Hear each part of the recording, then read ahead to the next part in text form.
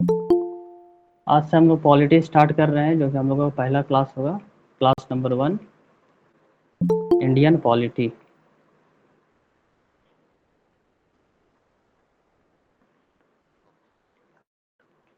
Indian polity पढ़ने वाले हम। तो सबसे पहले हम लोग क्या देखेंगे, डायरेक्ट स्टार्ट करते हैं। अगर मान लीजिए गवर्नमेंट बनना है, तो गवर्नमेंट बनाने के लिए क्या क्या एलिमेंट्स होना जरूरी है। गवर्नमेंट नेशन बनने के लिए क्या है, नेशन बनने के लिए, अब नेशन बनाने के लिए बनाना है, इंडिया नेशन बनाना है, तो इंडिया बनाने के लिए क्या चीज़ का ज़रूरत होगा। देखिए अभी हम लोग थोड़ा 10-15 मिनट बेसिक पढ़ेंगे, ठीक है। उसके बाद हम लोग मेन टॉपिक में आएंगे, तो थोड़ा सा बेसिक जान लेते हैं। तो सबसे पहले अगर हम लोग बात करें नेशन बनने के लिए, अगर नेशन जैसे इंडिया बनाना है तो क्या क्या चीज़ कंपलसरी होना चाहिए। इसके लिए 4 एलिमेंट्स का ज़रूरत पड़ता है, 4 एलिमेंट्स होना चाहिए। पहला नंबर, आपके पास पॉपुलेशन होना चाहिए, ठीक है, आपके पास पॉपुलेशन होना चाहिए। दूसरा कंडीशन, आपके पास टेरिटरी होना चाहिए। टेरिटरी मतलब क्षेत्र, है ना। तो आपके पास टेरिटरी एरिया होना चाहिए। आपके यहाँ गवर्नमेंट होना चाहिए। और चौथा आ जाता है, आप जो है ना सोवरेन होना चाहिए, ठीक है, अपना मालिक खुद होना चाहिए। इन्हें तो नेशन बनने के लिए 4 एलिमेंट्स का होना जरूरी होता है, जिसमें से पॉपुलेशन पहला नंबर में, दूसरा आपका टेरिटरी होना चाहिए, जगह होगा वहाँ पे पॉपुलेशन होगा, प्लस नेशन चलने के लिए गवर्नमेंट होना चाहिए, और आप जो है सोवरेन हो, मतलब कि आज़ाद हो, किसी के अंडर में काम नहीं करना चाहिए। जैसे फॉर एग्जांपल में अगर हम लोग देखें, तिब्बत की बात करते हैं, तिब्बत कॉमन है, तिब्बत हम लोगों के लिए। अगर हम लोग तिब्बत का बात करेंगे तो तिब्बत का क्या है ना, तिब्बत के पास पॉपुलेशन है, ठीक है, तिब्बत के पास पॉपुलेशन है। दूसरा, तिब्बत के पास अपना टेरिटरी भी है, टेरिटरी भी है मतलब क्षेत्र भी है। थर्ड, तिब्बत के पास गवर्नमेंट भी है। लेकिन तिब्बत जो है ना एक सोवरेन कंट्री नहीं है, सोवरेन कंट्री नहीं है, ठीक है, तिब्बत एक सोवरेन कंट्री नहीं है। इसीलिए ये जो है नेशन नहीं है, इसको हम लोग नेशन नहीं बोलेंगे। तिब्बत नेशन नहीं है। नेशन क्यों नहीं है, इसमें जो अधिकार है, तिब्बत में किसका अधिकार है, तो तिब्बत में चाइना का अधिकार है, ठीक है ना। इसी वजह से तिब्बत जो होता है वो एक नेशन नहीं है, अंडर कंट्रोल ऑफ चाइना, है ना, चाइना के कंट्रोल में है। तो ये तो हम लोग देखें नेशन बनने का कुछ रूल्स एंड रेगुलेशन। गवर्नमेंट का कुछ टीयर होता है, कुछ स्तर होता है, गवर्नमेंट का कुछ टीयर होगा, कुछ स्तर होगा। जैसे ही गवर्नमेंट को जब हम लोग पढ़ेंगे तो गवर्नमेंट 3 भाग में होगा, ठीक है, गवर्नमेंट जो है 3 भाग में होता है। इसका स्तर हम लोग 3 भाग में देखेंगे, ठीक है। पहला, यूनियन गवर्नमेंट, पहला जो होगा यूनियन गवर्नमेंट होगा। दूसरा, स्टेट में आते हैं तो स्टेट गवर्नमेंट हो जाएगा। जब कभी भी गवर्नमेंट बनता है तो वो एक यूनियन गवर्नमेंट होता है, स्टेट गवर्नमेंट होता है, और थर्ड लोकल गवर्नमेंट होगा। तो गवर्नमेंट 3 टीयर में डिवाइडेड होता है, पहला, दूसरा, तीसरा। सबसे पहले यूनियन, जो कि सेंटर लेवल पे खेल करता है। तो यूनियन में हम लोग लिखेंगे, यूनियन जो है वो सेंट्रल लेवल में काम करता है, क्या है, सेंट्रल लेवल। और स्टेट गवर्नमेंट होता है क्या, स्टेट लेवल में काम करेगा, स्टेट लेवल में काम करेगा। और जो लोकल गवर्नमेंट होता है वो डिस्ट्रिक्ट लेवल पे काम करेगा। अभी किसी को टेंशन नहीं लेना, आने वाला स्लाइड में जो हम लोग मेन टॉपिक पे इंटर करेंगे तो हिंदी इंग्लिश दोनों लिखने की कोशिश करेंगे हम लोग, ठीक है। तो नोट्स आप लोग बनाते जाइएगा, बहुत ही क्या बोलेंगे, इफेक्टिव नोट्स होगा आप लोगों का। गवर्नमेंट का टीयर देखें हम लोग, union government, state government, local government. Local district में काम करेगा, स्टेट स्टेट, और यूनियन तो सेंटर में काम करेगा। अब एक चीज़ और जानते हैं, यूनियन गवर्नमेंट और स्टेट गवर्नमेंट, अगर दोनों में हम लोग रिलेशन देखें तो किस तरीके का रिलेशन होता है इन दोनों में। इन दोनों के बीच में जो रिलेशन होता है वो इंडिपेंडेंट रिलेशन होता है।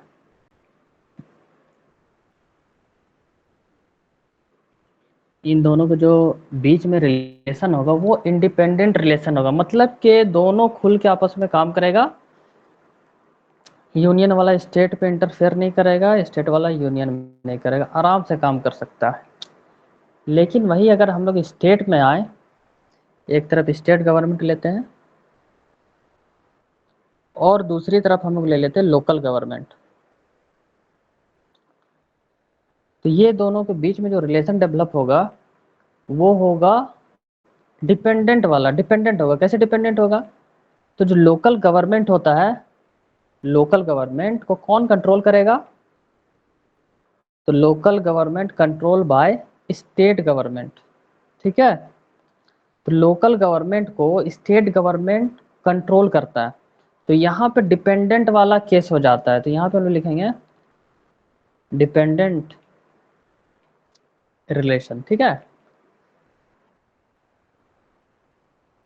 मोटा मोटी थोड़ा बहुत जान लेना चाहिए।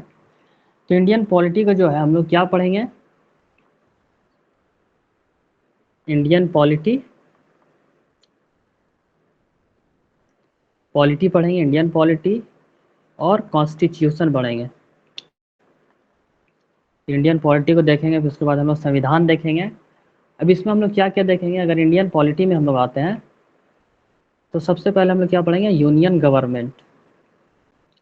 यूनियन गवर्नमेंट पढ़ेंगे, स्टेट गवर्नमेंट पढ़ेंगे, लोकल गवर्नमेंट पढ़ने वाले हम लोग,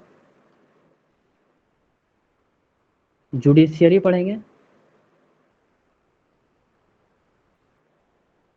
ऑर्गेनाइजेशंस पढ़ेंगे यानी कि संस्था। तो ये सब हम लोग पढ़ने वाले किसके अंडर? इंडियन पॉलिटी के अंदर पढ़ने वाले हैं। कॉन्स्टिट्यूशन के अंदर क्या क्या पढ़ेंगे?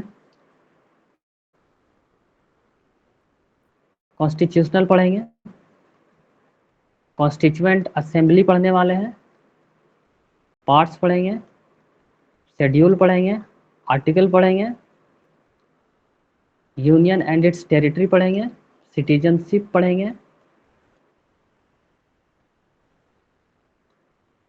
फंडामेंटल राइट्स पढ़ेंगे, डीपीएसपी पढ़ेंगे, फंडामेंटल ड्यूटीज पढ़ेंगे। तो ये सब हम लोग पढ़ने वाले इसके अंडर में।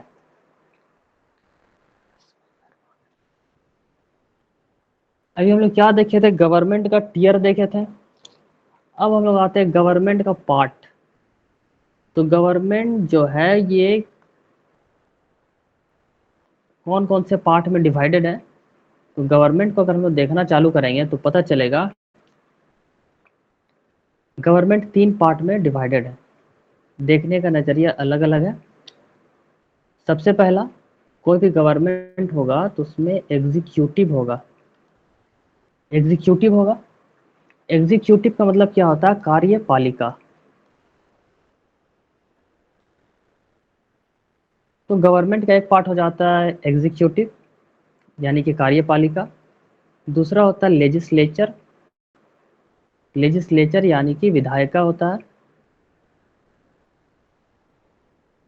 और थर्ड हो जाएगा जुडिशियरी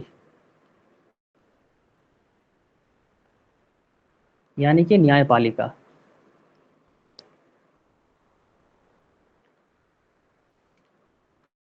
तो गवर्नमेंट को 3 पार्ट में देखेंगे हम लोग।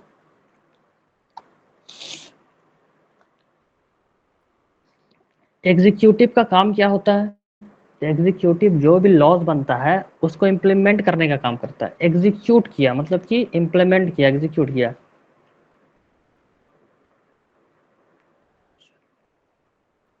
इम्प्लीमेंटेशन ऑफ लॉज, जितना भी लॉज बनेगा ना उसको इम्प्लीमेंट करेगा, लागू करेगा।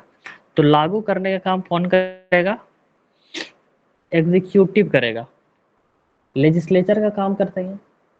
लेजिस्लेचर क्या करता है, लॉ को बनाता है, यानी कि मेकिंग ऑफ लॉज।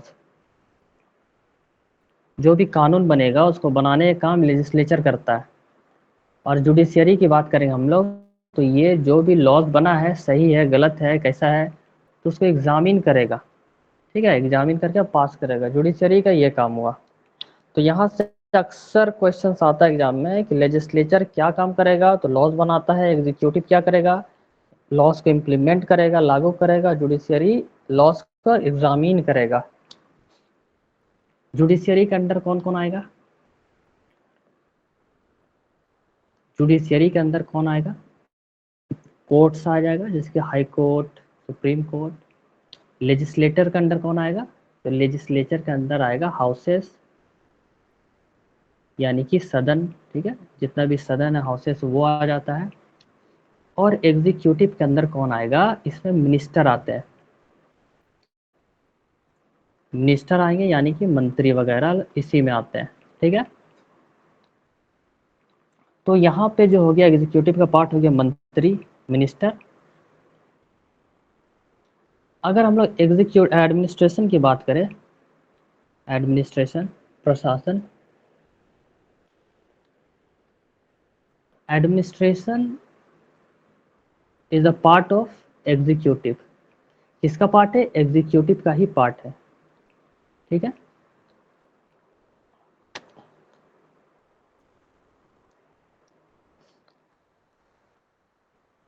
अपना झारखंड को हम लोग लेते हैं। झारखंड में किस तरीके का जो एडमिनिस्ट्रेटिव सिस्टम होता है देखने की कोशिश करेंगे one by one.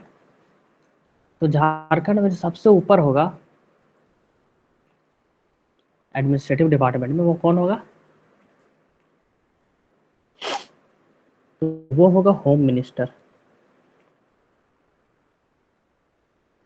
Home minister होगा। होम मिनिस्टर का काम क्या होता है, तो ये लॉ एंड ऑर्डर को मेंटेन करता है। होम मिनिस्टर के जस्ट नीचे वाले पायदान पे आएंगे हम लोग, रैंक नीचे में, तो कौन होगा, डीजीपी होगा। होम मिनिस्टर के जस्ट नीचे आएंगे तो डीजीपी होता है। डीजीपी कौन होता है, स्टेट, पूरे स्टेट में एक ही डीजीपी होगा। डीजीपी का full form director general of police होता है। इसके जस्ट नीचे आएंगे तो एडीजीपी होता है, यानी कि additional director general of police. एक स्टेप इससे नीचे आएंगे, एक रैंक नीचे, तो आएगा आईजी। और आईजी से नीचे आएंगे तो हो जाता है डीआईजी। उसके बाद डीआईजी से नीचे आएंगे तो एसएसपी हो जाता है। एसएसपी से नीचे एएसपी या एसपी। और इससे नीचे आइएगा तो आपको पता चलेगा कि होता है डीएसपी होगा। इससे नीचे आइएगा तो इंस्पेक्टर होगा। और इससे नीचे आएंगे तो एसआई, फिर एएसआई, हेड कांस्टेबल। और उसके नीचे हम लोग आएंगे तो कांस्टेबल हो जाता है। तो ये चलता है। अब डीजीपी क्या होता है, जो डीजीपी होता है पूरे स्टेट में एक ही होता है, एक ही पूरे स्टेट का। ठीक है, अब झारखंड है तो झारखंड में मात्र डीजीपी होगा, है ना। तो ये एक सीक्वेंस है, क्रोनोलॉजिकल ऑर्डर है, इसको इसी में याद रखना चाहिए।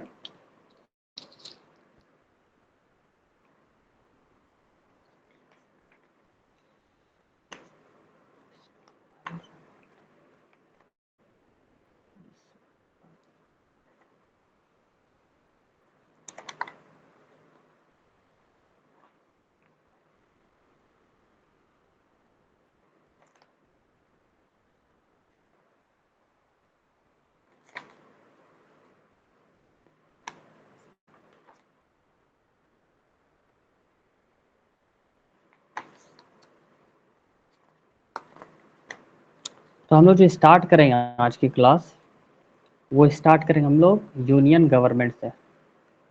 हेडिंग लिखेंगे यूनियन गवर्नमेंट। यूनियन गवर्नमेंट यानी कि संघ सरकार। यूनियन गवर्नमेंट पार्ट कौन से पार्ट में? देखिए जितना भी हम लोग पार्ट आर्टिकल्स वगैरह है ना, वो उसी में हम लोग करते जाएंगे और फिर एक बार जो है पूरा आर्टिकल पार्ट सब पढ़ लेंगे। तो सबसे पहले हम लोग यूनियन गवर्नमेंट से स्टार्ट करेंगे। तो यूनियन गवर्नमेंट आता है पार्ट 5 में, ठीक है। और पार्ट 5 में आर्टिकल कितने से कितने तक आएगा? तो ये आएगा आर्टिकल 52 से लेकर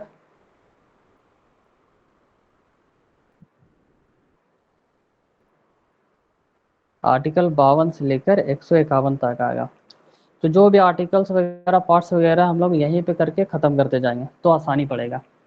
यूनियन गवर्नमेंट आया, पूछेगा यूनियन गवर्नमेंट पार्ट कौन सा है? तो पार्ट 5 में आर्टिकल 52 से लेकर 151 तक है।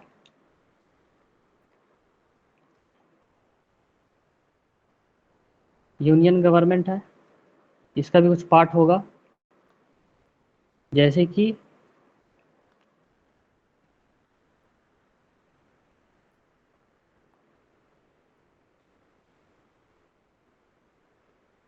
पहला पार्ट होगा यूनियन एग्जीक्यूटिव, इसको भी हम लोग 3 पार्ट में डिवाइड करेंगे।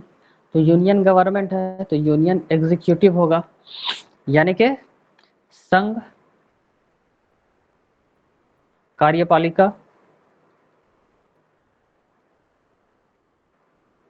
दूसरा यूनियन लेजिस्लेचर,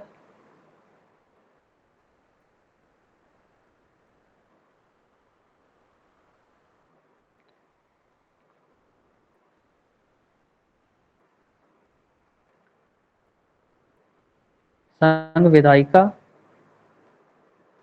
और थर्ड हो जाएगा यूनियन जुडिशियरी।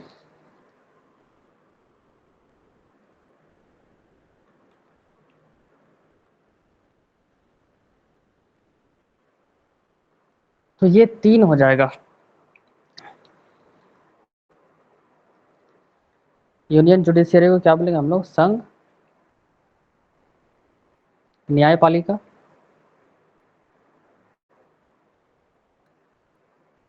ये 3 पढ़ना हम लोगों को यूनियन गवर्नमेंट के अंदर। अब देखेंगे पार्लियामेंट कहाँ पे आएगा। पार्लियामेंट किसके अंडर है? ये जो यूनियन लेजिस्लेचर है इसके अंडर आएगा पार्लियामेंट। पार्लियामेंट यानी सांसद, ठीक है।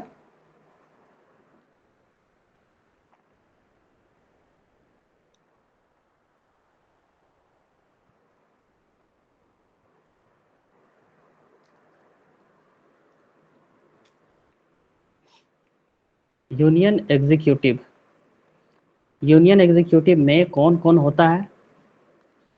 तो यूनियन एग्जीक्यूटिव का जो पार्ट होगा सबसे पहले में प्रेसिडेंट। तो पूछा जाएगा यूनियन एग्जीक्यूटिव का पार्ट कौन है, हेड कौन है, पार्ट कौन है? तो कौन होगा? प्रेसिडेंट होगा। दूसरा, इसमें वाइस प्रेसिडेंट भी इसी के अंडर आएगा, वाइस प्रेसिडेंट भी इसी के अंडर आएगा। और एक होता है काउंसिल ऑफ मिनिस्टर।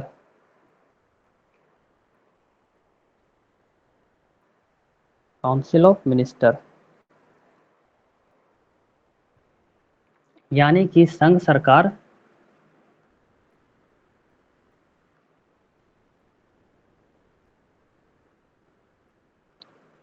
संघ सरकार की मंत्री परिषद।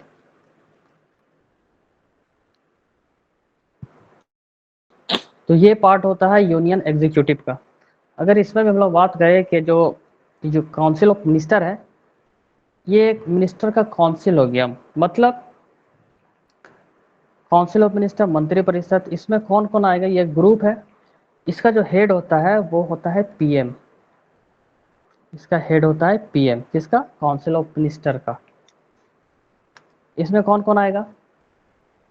कैबिनेट मिनिस्टर्स, इसका पार्ट आ रहा यूनियन एग्जीक्यूटिव का। स्टेट मिनिस्टर्स की बात करें और इंडिपेंडेंट स्टेट मिनिस्टर्स, ये सब पार्ट होता है यूनियन एग्जीक्यूटिव का।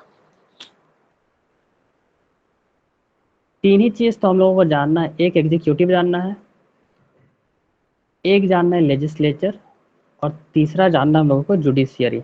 ये तीन चीज़ हम लोगों को जानना है। यानी कि पहला कार्यपालिका जानना है, दूसरा सांसद जानना है, विधायिका जानना है, और तीसरा न्यायपालिका। तो अगर हम लोग यूनियन लेजिस्लेचर की बात करें, यूनियन लेजिस्लेचर, तो यूनियन लेजिस्लेचर का पार्ट होता है, यूनियन लेजिस्लेचर का पार्ट में कौन कौन आएगा इसके अंडर? तो इसके अंडर आने वाला हो जाएगा प्रेसिडेंट। ज़्यादातर क्वेश्चन यहीं से बनता है। अगर प्रेसिडेंट पूछा जाए तो किसका पार्ट है? लेजिस्लेचर का है, एग्जीक्यूटिव का है? तो एग्जीक्यूटिव में भी आता है और लेजिस्लेचर में भी आता है। अब यहाँ पे जो मेन पार्ट होगा इसका यूनियन लेजिस्लेचर के, इसमें दो हाउसेस होता है, एक लोकसभा, दूसरा राज्यसभा। राज्यसभा दो हाउसेस है, एक लोकसभा एक राज्यसभा यूनियन लेजिस्लेचर के अंडर। जो लोकसभा होता है इसको हम लोग लोअर हाउस कहते हैं, लोअर हाउस कहा जाता है। इसमें जो मेंबर्स होते हैं उसको एमपी कहते हैं, ठीक है, यानी कि सांसद, मेंबर ऑफ पार्लियामेंट। दूसरा राज्यसभा को हम लोग अपर हाउस कहते हैं, राज्यसभा को अपर हाउस कहते हैं। इसमें जो मेंबर्स होगा उसको एमपी बोलते हैं, यानी कि सांसद, ठीक है। और थर्ड है यूनियन जुडिशियरी।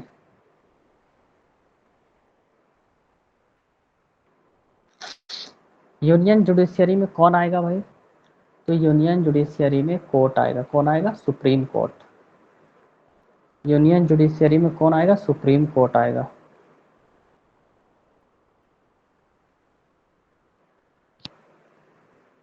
तो ये तीनों क्लियर हुआ।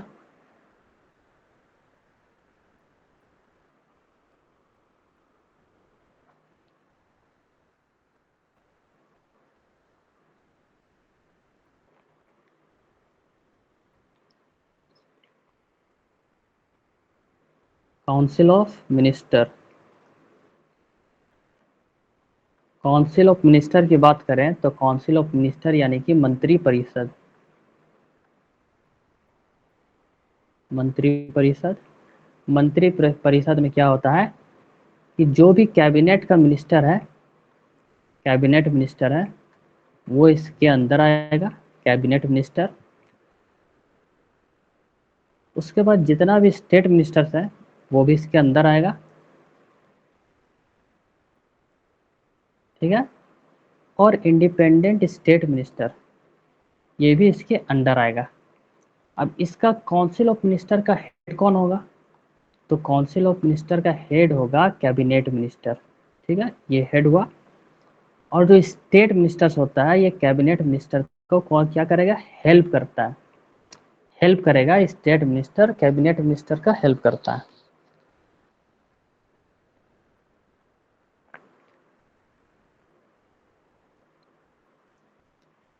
कैबिनेट मतलब क्या हुआ? कैबिनेट, तो कैबिनेट का मतलब हुआ मंत्रिमंडल। कैबिनेट का मतलब होता है मंत्रिमंडल। तो इसमें कौन आएगा? इसमें जो आएगा ओनली कैबिनेट मिनिस्टर्स आएगा।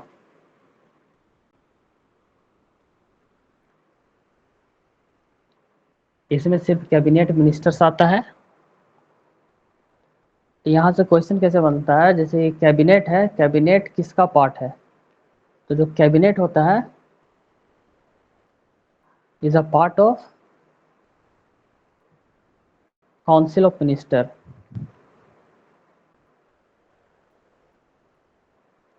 यानी कि मंत्री परिषद का पार्ट है, ठीक है। तो जो कैबिनेट है वो मंत्री परिषद का पार्ट होता है।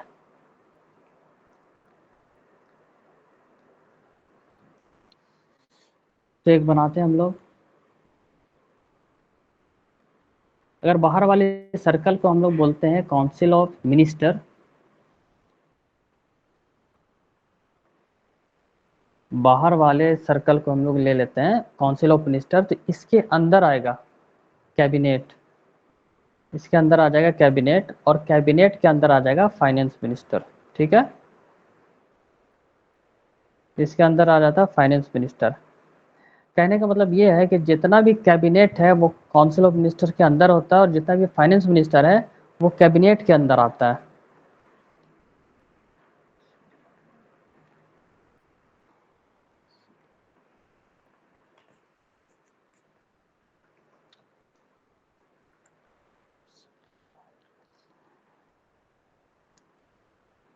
तो हम लोग वन बाय वन प्रेसिडेंट से पढ़ना चालू करते हैं। लिखेंगे प्रेसिडेंट।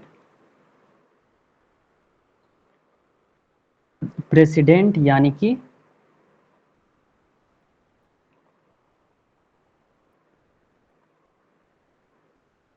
राष्ट्रपति। ठीक है, तो राष्ट्रपति जो होता है इसका आर्टिकल नंबर 52 में आता है। सबसे पहले यही याद रखना है कि जो प्रेसिडेंट होता है वो आर्टिकल 52 में है।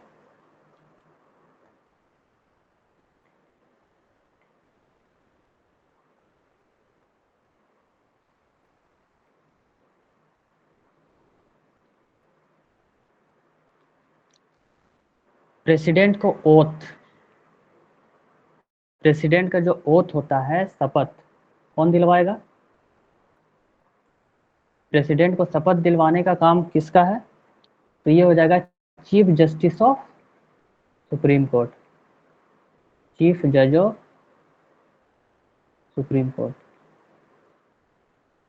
जो प्रेसिडेंट होता है उसको शपथ दिलाने का काम किसका होगा? तो चीफ जज ऑफ सुप्रीम कोर्ट का होगा। यानी कि इसको अगर हम शॉर्ट में लिखेंगे तो CJI लिख सकते हैं, CJI। मान लेते हैं CJI एब्सेंट है किसी कारण से, तो इसके अनुपस्थिति में कौन करेगा? तो अगर किसी को मौका मिलना चाहिए तो वो होगा सीनियर जज ऑफ सुप्रीम कोर्ट। ठीक है, तो ओथ दिलाने का काम कौन करेगा? CJI करेगा। अगर CJI नहीं है तो सीनियर जज, कोई भी सुप्रीम कोर्ट में जो सबसे ज़्यादा सीनियर होगा वही करवाएगा। दूसरा पार्ट, अगर प्रेसिडेंट को रिजाइन देना है तो प्रेसिडेंट रिजाइन कौन किसको देगा? कौन इसको रिजाइन करवाएगा? Vice president. शपथ का काम कौन कर रहा है? CJI। रिजाइन कौन करवाएगा? वाइस प्रेसिडेंट करवाएगा। इसका टेन्योर कितना होता है, कार्यकाल?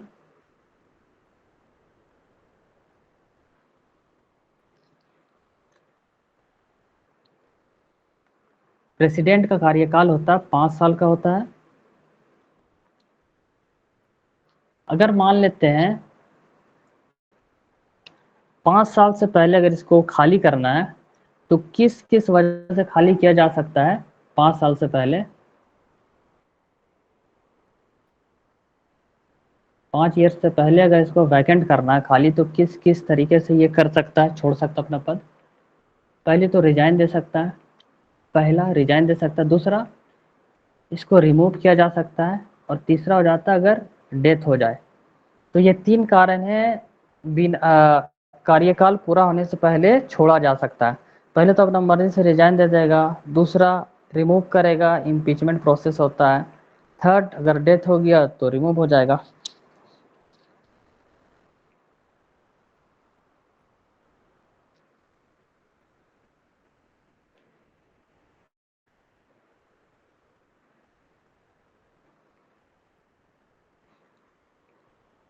अगर मान लेते हैं कि 5 साल पूरा होने से पहले ही वैकेंट हो गया, 5 साल होने से पहले ही वैकेंट हो गया, तो प्रेसिडेंट का जगह कौन लेगा? उपराष्ट्रपति। हाँ, तो आएगा एक्टिंग प्रेसिडेंट।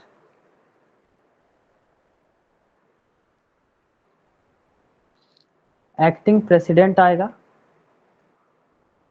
जिसका टेन्योर होता है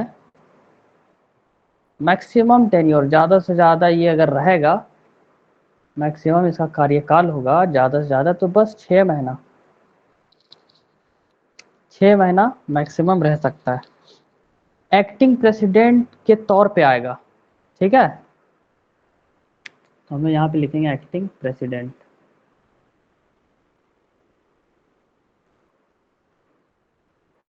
एक्टिंग प्रेसिडेंट के तौर पे आएगा,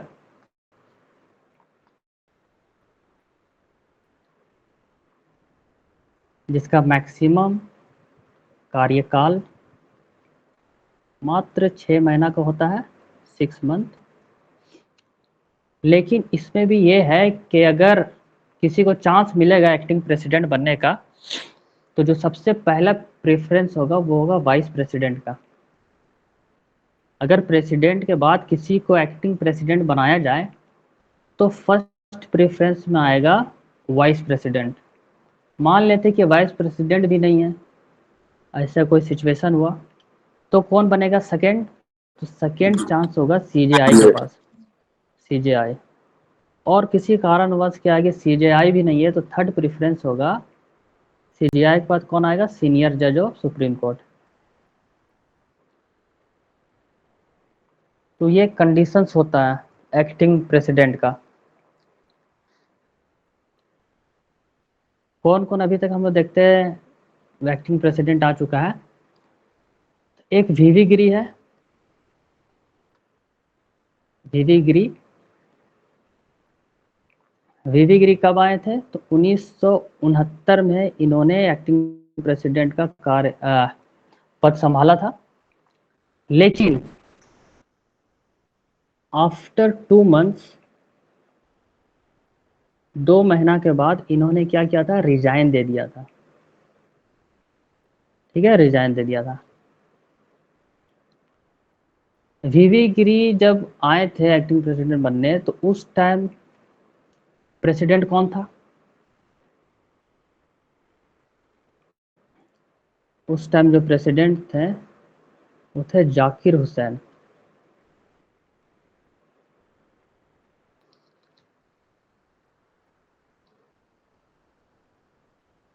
जाकिर हुसैन का कार्यकाल था 1967 से लेकर 1969। तो इसको रिप्लेस करके कौन आए? एक्टिंग प्रेसिडेंट वीवी गिरी। दूसरा, इसके बाद आते हैं मोहम्मद हिदायतुल्लाह।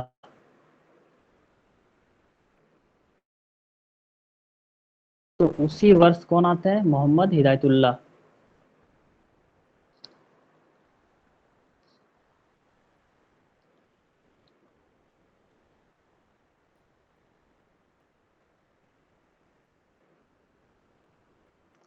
कब आएंगे? 1967 में, 1969 में आए ना, 69 में ये रिजाइन दिए वीवी गिरी। उसके बाद आएंगे बीडी जट्टी। बीडी जट्टी आएंगे। बीडी जट्टी कब आएंगे? जब फखरुद्दीन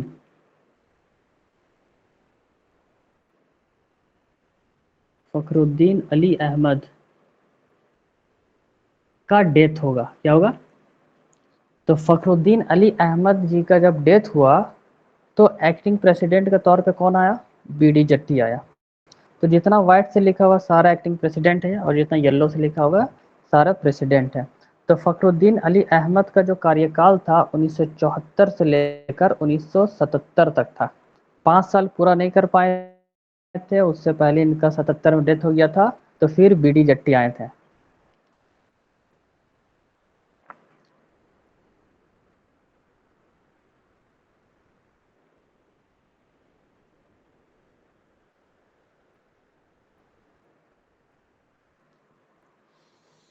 तो लिखेंगे प्रेसिडेंट। प्रेसिडेंट मतलब पता ही है, राष्ट्रपति। प्रेसिडेंट में सबसे पहला पॉइंट जो हमें लिखेंगे, प्रेसिडेंट जो होता है वो फर्स्ट पर्सन होता है। फर्स्ट पर्सन या सिटीजन बोल लें, फर्स्ट पर्सन या फर्स्ट सिटीजन ऑफ इंडिया होता है। तो हमारे इंडिया का जो पहला पर्सन या पहला सिटीजन होगा कोई, तो वो होगा प्रेसिडेंट। मिनिमम एज अगर प्रेसिडेंट बनना है किसी को तो मिनिमम एज क्या होना चाहिए? एज कंप्लीट हो जाना चाहिए, कंप्लीटेड 35 ईयर्स, मतलब कि 35 साल कंप्लीट हो जाना चाहिए। उसके बाद 35 साल 1 दिन 2 दिन ऐसे 35 साल कंप्लीट हो जाना चाहिए। तो ये जो 35 साल वाला क्राइटेरिया है किन किस में लागू होता है?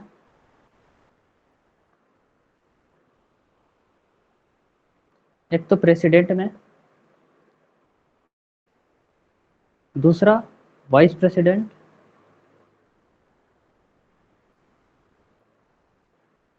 और third governor of states. Government नहीं, गवर्नर।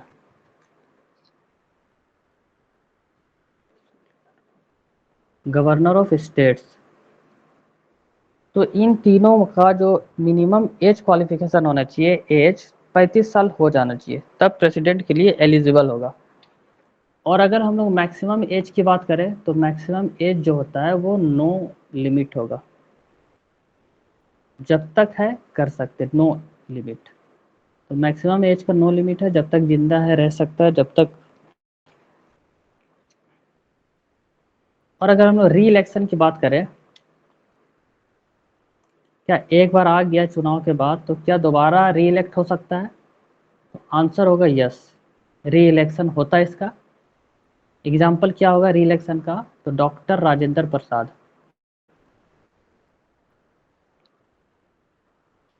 डॉक्टर राजेंद्र प्रसाद की बात करें तो वो, इन्होंने क्या हुआ है, 3 3 बार प्रेसिडेंट का पद संभाल चुका है। जैसे कि पहली बार 1950 में से लेकर 52 तक 2 साल के लिए, फिर आते हैं फिर 1952 से लेकर 1957 तक, और उसके बाद आते हैं 1957 से 62 तक। ठीक है, 1957 से 62। तो पहली बार आए थे ये 2 साल के लिए, फिर 5 5 करके टोटल कितना साल हुआ? 12 साल। तो इनका री इलेक्शन हुआ, तो यस प्रेसिडेंट कैन बी री elected.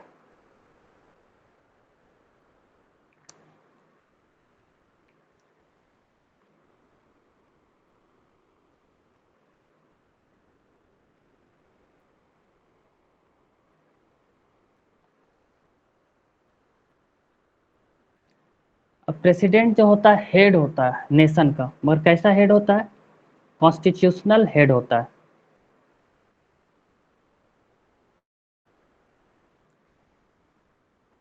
Constitutional head of nation होता है, यानी कि राष्ट्र का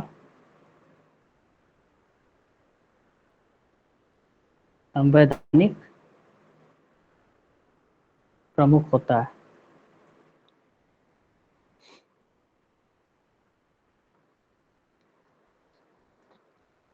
तो ये कॉन्स्टिट्यूशनल हेड है, कॉन्स्टिट्यूशन के हिसाब से हेड है। दूसरा, ये नॉमिनल है and formal head of government, नाम के लिए हेड है। Nominal and formal head of government.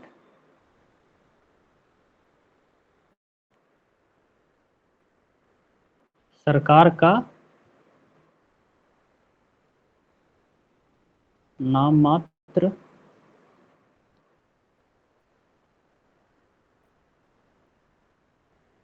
व औपचारिक प्रमुख होता है।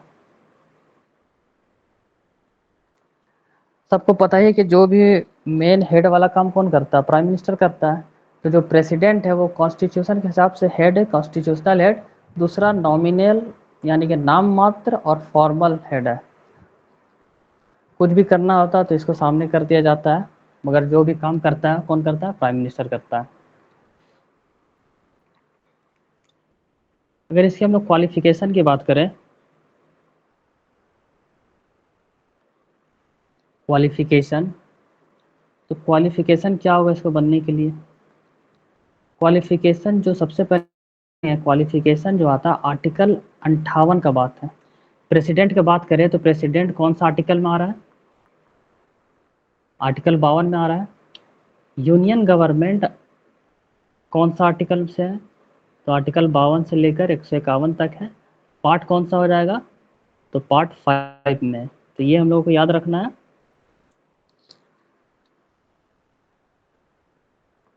तो क्वालिफिकेशन की बात कर रहे हैं हम लोग। क्वालिफिकेशन आर्टिकल 58 में आता है। क्वालिफिकेशन सबसे पहले क्या होना चाहिए, अगर कोई भी प्रेसिडेंट बनता है तो सबसे पहले वो सिटीज़न ऑफ इंडिया होना चाहिए। ठीक है, सिटीज़न ऑफ इंडिया, इंडिया का ही नागरिक होना चाहिए। दूसरा, not office of profit, not office of profit, यानी कि कोई भी जो है ना पोस्ट में नहीं होना, सरकारी नौकरी वगैरह नहीं होना चाहिए। लाभ का पद, लाभ का पद पर ना हो, तो इसका लाभ का पद भी ना होना चाहिए। थर्ड, एज जो है 35 कंप्लीट हो जाना चाहिए। और चौथा होना चाहिए मस्ट बी एलिजिबल, मस्ट होना चाहिए, मस्ट मतलब बहुत जरूरी, must be eligible to be MP of Lok Sabha. President बने ना बने, कम से कम क्या है कि उसको लोकसभा का एमपी बनने के लायक होना चाहिए। अगर लोकसभा का एमपी बनने के लायक है तो ही प्रेसिडेंट बन पाएगा। ठीक है, तो ये सब इसका मिनिमम क्राइटेरिया है, क्वालिफिकेशन है, जो कि आता है आर्टिकल 58 में। सबसे पहला आपको, अगर आप इंडिया का है तभी प्रेसिडेंट बन सकते हैं। दूसरा, लाभ का पद वगैरह नहीं होना चाहिए। एज 35 पार करिएगा तभी बनिएगा। और चौथा हो जाएगा, लोकसभा में एमपी के लिए एलिजिबिलिटी होना चाहिए, must be eligible to be MP of Lok Sabha.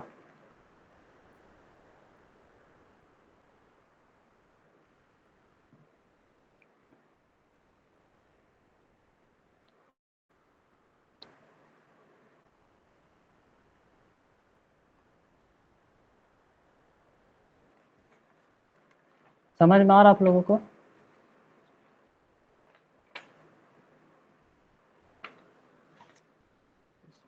नहीं आएगा तो बता दीजिएगा।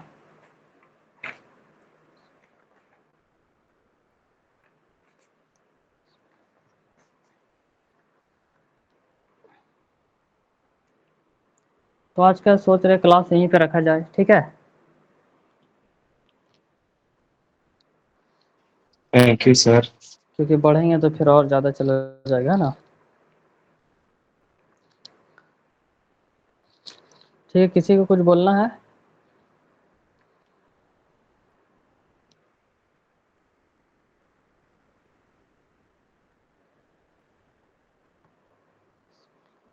चलिए ठीक है, thank you very much. Thank you sir. Thank you sir.